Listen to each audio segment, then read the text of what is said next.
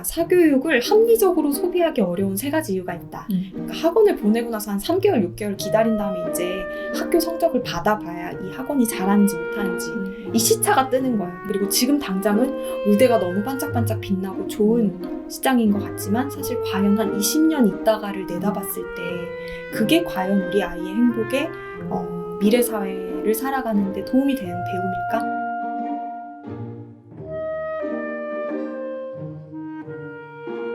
최근에 칠세고시라고 해서 연락 많이 받으시죠? 그렇죠. 예전부터 원래 저희가 계속해서 주구장창 얘기했던 건데 갑자기 추정육식군 나오고 나서 네, 물밀듯이 방송 출연과 인터뷰 요청과 네, 문의가 오고 있죠. 그렇죠. 네. 7세고시, 4세고시 그 정확히 어떤 건가요? 일단 7세는 대치동에 그 영어 학원 빅3 학원이 있는데 그 학원에 들어가기 위한 레벨 테스트를 보는데 그 레벨 테스트를 준비해주는 학원. 그러니까 학원을 들어가기 위한 학원 상품을 이야기하는 거고요. 그 유아 영어 학원도 그냥 다닐 수 있는 게 아니라 레벨 테스트를 봐야 되고 그 레벨 테스트를 대비해주는 시장이 이제 4세고시 시장. 도대체 왜 이러는 걸까요? 그러니까 이제 점점점 선행 사교육 뭐 심각하다 이런 얘기들을 몇 년 전부터 했지만 더 내려가고 뭐 초등의 그 마지노선이 무너지고 뭐 저희 때만 해도 초등까지는 뭐 놀아야 된다 마음껏 뛰어놀고 신체 발달 정서 발달해야 된다 사회성 발달해야 된다 하지만 그런 합의가 이제 깨지고 점점 유아 때부터 미리부터 트레이닝 시켜서 입시에 좀 최적화된 코스를 밟아야 된다 이런 불안들이 퍼지고 있는 거죠. 그 매년마다 이렇게 뉴스에 보면 이제 사교육비를 조사하고 올해는 더 막 많이 올랐다. 지난해 초중고 사교육비 총액이 29조 원을 넘어 4년 연속 역대 최대 기록을 경신했습니다. 이게 사실 해마다 뭐 역대 최고치를 찍었다 이게 매년 아마 3월마다 보도가 막 돼요. 올해도 역시 뭐 물가 상승률을 훨씬 더 상회하는 수준으로 물가가 2.3% 오를 때 사교육비가 7.7% 올랐거든요. 거의 3배 이상 오른 거고 그 총액을 봤을 때 올해 29조 원이 나왔어요. 그래서 제가 찾아봤어요. 이 수준이 얼마나인가 그랬더니 작년 국가 전체적인 R&D 예산이 31조 그러니까 거의 비슷해요. 그리고 유아 사교육비까지 사실 포함하면 한 32.5조 나오니까 오히려 그걸 넘어서는 수준이고 교육부도 1년에 우리가 교육세 맨날 내잖아요. 모든 국민들이 내잖아요. 그게 1년 예산의 한 3분의 1 수준이 국민들의 사교육비로 지출되고 있다. 그렇게 보면 되니까 엄청난 지출이죠. 네. 왜 이렇게 사교육비를 각 가정마다 왜 이렇게 많이 지출하고 있을까요?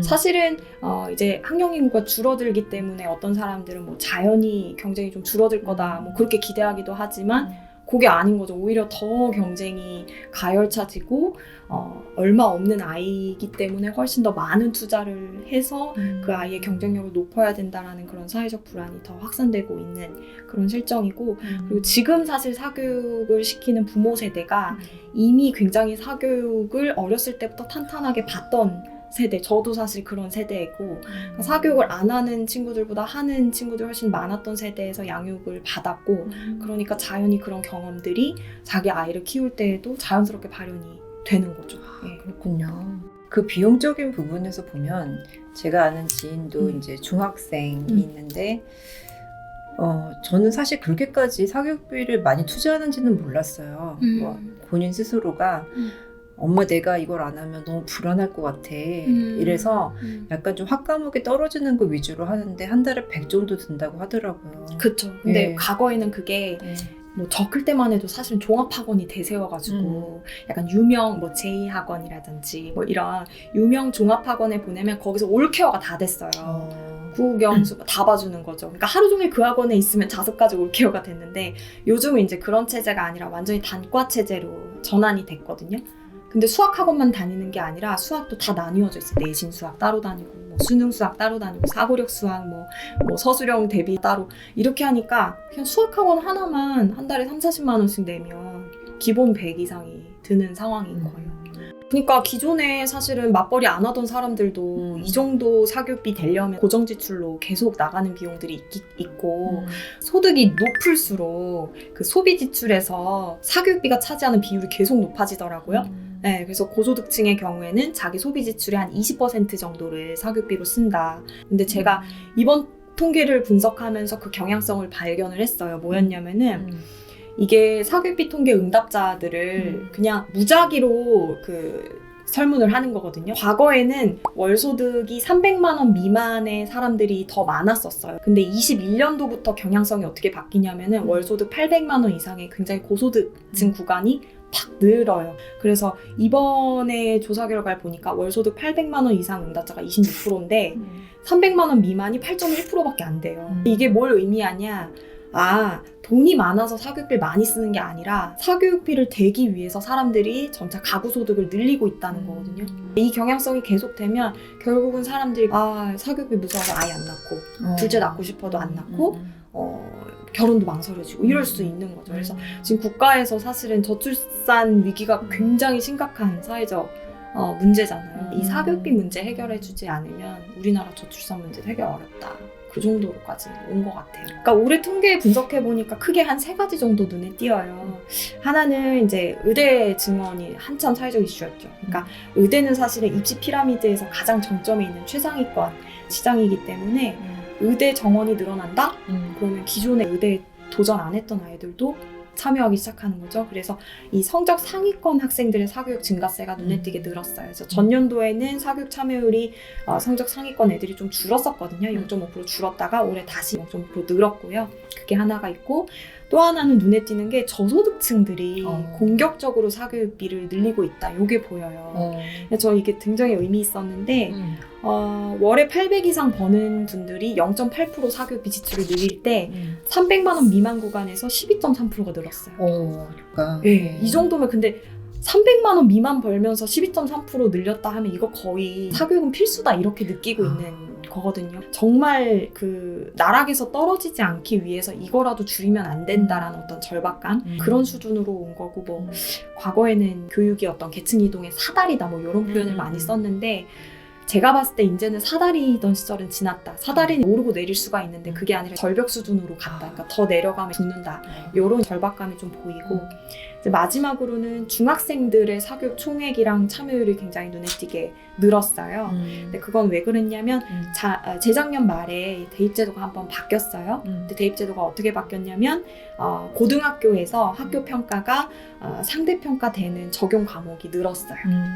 고등학교 가면 거의 모든 과목에서 상대평가로 점수를 잘 받아야 돼 하는 경쟁 압력이 내려온 거죠. 그러니까 중학생 때부터 내신 대비 사교육이 훨씬 더 늘었다라고 보여져요. 이렇게 지금 학부모도 그렇고 학생도 그렇고 다 너무나 어려운 시기, 아주 오랜 시간을 지금 교육 관련해가지고 힘든 시기를 보내고 있는데 이게 어떻게 어디서부터 바뀌어야 될까요? 그러니까 저희는 크게 2가지를 늘 창립 때부터 얘기해왔죠.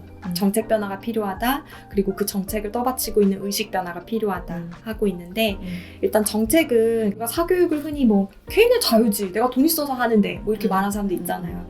근데 그거는 맞는 얘기인데 사실 일견 개인의 선택인 것처럼 보이지만 개인이 그렇게 선택할 수밖에 없게 만드는 뭔가 구조적인 요인, 시스템적인 요인이 있단 말이죠. 그럼 그 구조가 대체 뭐냐. 첫 번째로는 과도하게 우리 교육에서 아이들을 변별하고 그 안에서 줄을 세우는 그래서 대입제도가 그렇게 우리나라는 설계가 되어 있어요. 어느 정도 수준의 성적을 받으면 내가 어떤 대학에 지원할 수 있는 자격을 받는 시스템이 아니라 내가 아무리 잘해도 1등이어도 일단은 남들보다 한 단계를 더 잘해야 특정 대학에 들어갈 수 있는 구조다 보니까 1등도 불안하고 2등도 불안하고 계속해서 불안해요. 그리고 이미 사실은 대학의 정원이 졸업하는 학생들보다 숫자가 많거든요. 그러니까 대학의 자리가 남아요. 지금 출생률이 떨어져서. 근데 문제는 학생 학부모가 가고자 하는 대학의 문이 좁은 거죠. 그러니까 그 문이 좁으니까 그 문을 통과하기 위한 게임이 이제 입시 시장인데 문제는 이제 그 자리를 어떻게 나눠 가질래? 라고 컨트롤하는 게 대입제도잖아요. 근데 그 대입제도가 너무 과도하게 미세하게 아이들을 변별하는 거죠. 그래서 우리 입시를 보면 98점과 97점의 차이가 아니라 0.0001점 차이로 당락이 결정이 돼요. 수능을 보면. 근데 사실 0.0001점 차이가 얘가 이 대학에서 배울 수 있는지 없는지의 자격을 가늠하는 타당한 지표냐에서 결코 그렇지 않은 거죠. 그래서 저는 이렇게 과도한 변별, 과도한 상대평가 구조는 좀 바꿔줘야 된다. 느슨하게 변별하고, 물론 변별 아예 안 할 수 없지만 최대한 절대평가 중심으로 일정 수준 이상이면 아이들이 충분히 인정받고 도전할 수 있는 그런 대입제도로 하나 바꿔줘야 되고요. 또 하나는 아무리 대입제도를 그렇게 바꿔도 문 자체가 너무 좁잖아요. 대학의 서열 구조가 이미 피라미드처럼 너무 서열화가 되어 있고 이 대학들이 극소수가 다 수도권에 몰려 있어요. 그렇죠. 그러니까 지금 부산이 인구 유출이 심각하잖아요. 그래서 사실 부산 하면 예전에는 거의 막 제2의 대도시 해서 충분히 그 안에서 젊은이들이 직업을 갖고 정주할 수 있는 여건이 됐는데 지금은 무조건 서울로 이 기조여서 도시가 다 죽어가고 서울공화국이 되고 있잖아요. 근데 이렇게 해서는 사실 모두가 자생할 수 있는 구조가 아니어서 이거를 좀 바꾸려면 결국에는 충분히 학생들이 가고자 하는 좋은 대학의 문을 많이 만들어줘야 되는 거죠. 네. 근데 지금은 좋은 대학들이 다 서울에 몰려있고 그 좋은 대학이라 함은 학생들에게 그만큼 교육비를 많이 쓰는 대학들이 서울에 몰려있어요. 그래서 지역의 대학들한테 알아서 잘 살아남아봐 해도 정부가 재정 투자 자체를 지역 대학에 너무 안 하고 있어요. 그래서 요즘 선거를 앞두고 있어서 서울대 10개 만들기 이런 정책적인 아이디어들이 계속 나오는 게 서울에 있는 대학들만 좋은 대학으로 둘 것이 아니라 지역에 있는 거점 국립대학들이 있거든요. 그 대학들이 전폭적인 정부가 예산 투자를 해서 그 대학들도 충분히 학생 학부모가 가고 싶어하는 대학으로 만들어주면 그만큼 입시 경쟁이 좀 분산될 수 있죠. 마지막은 결국엔 그럼 이렇게 왜 이렇게 대학에 집착해?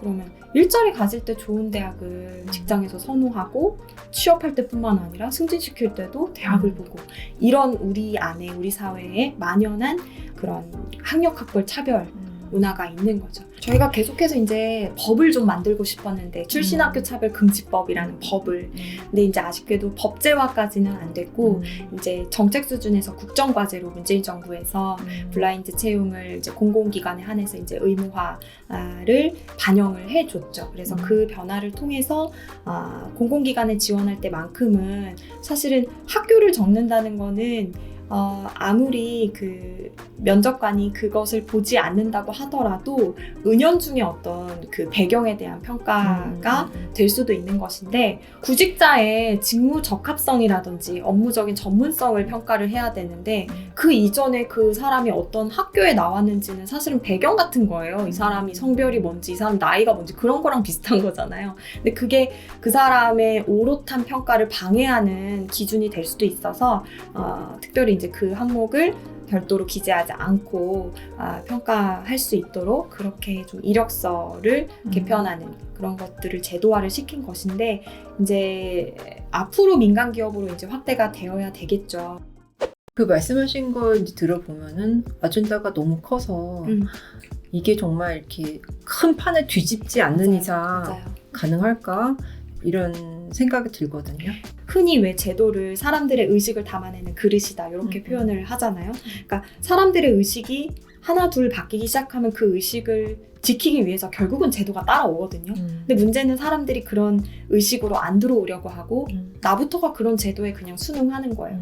대학이 서열화되어 있으니까 나도 그냥 그 피라미드 위로 올라가기 위한 경쟁에 그냥 참여할 뿐이지 내가 그걸 밀어내고 거부하려는데 동참하지 않는 이제 그게 켜켜이 쌓여서 지금까지 이렇게 안 바뀌고 왔다. 그래서 지금과 같은 진짜 그 미친 사교육 진짜 뭐 4세고시 7세고 말이 안 되잖아요. 초등의대가.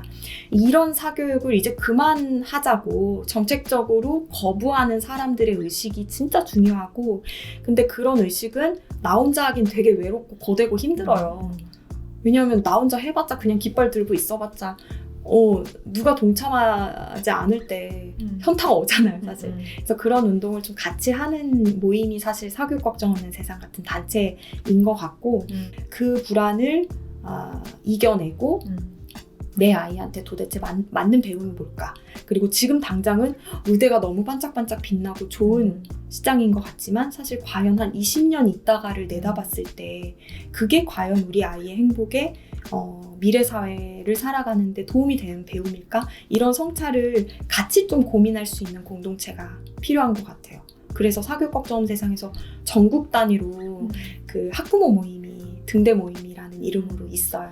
그런 모임을 저희가 어려운 가운데에서도 운영하는 이유가 혼자서 어려우니까 같이 모여서 불안에 휩쓸리지 않는 건강한 학부모 정보들을 같이 공유하고 모이는 것만으로는 충분치 않으니까 같이 부모들도 학습하고 교육 정책이라든지 제도의 변화에 대해서 같이 배우고 아이의 발달에 대해서 배울 수 있는 강의들도 저희가 등대 강의를 매년마다 어렵게 저희 강좌기획팀에 수고해서 출시하는 이유가 그런 것들 계속 수혈받아야 불안에 휩쓸리지 않는 그런 시대인 것 같고요. 우리가 왜 건강하려면 삼시세끼 잘 챙겨 먹어야 되잖아요. 끼니로.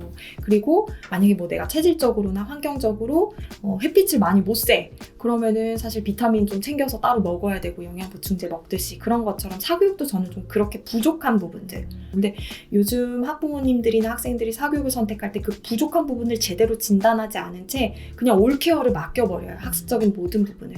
그렇게 되면 어느 순간 나도 모르게 아주 일찍이 사교육에 의존적인 학습을 할 수밖에 없고 그거는 돈 낭비뿐만 아니라 그 아이가 나중에 후에 자생적으로 자기의 인생을 꾸려가는 데 있어서 중요하게 배워야 되는 어떤 자기 주체성을 잃어버린 채 학령기를 보내게 되는 거죠. 그래서 최소한 사교육을 하실 때 하시더라도 자기의 부족한 부분이 뭔지를 진단하고 그 부분에 한해서 사교육을 이용하라는 말씀을 꼭 드리고요. 또 하나는 저는 이제 사교육 소비자 주권 아주 중요하다. 네, 사교육에 호갱이 안 되고 내가 사교육을 좀 컨트롤할 수 있어야 된다. 근데 그게 되게 어려워요. 사람들이 어떻게 할 때 그 불안을 느끼는지 뭐 이런 걸 좀 생각을 한 적이 있거든요. 보니까 사교육을 합리적으로 소비하기 어려운 세 가지 이유가 있다. 하나는 마치 그 맛집이라든지 아니면 미용실이라든지 뭐 그런 데를 보면은 일단은 그거를 돈을 써야만 이게 잘하는 건지 아닌 건지를 판단할 수 있잖아요. 먹어봐야 알고 그쵸.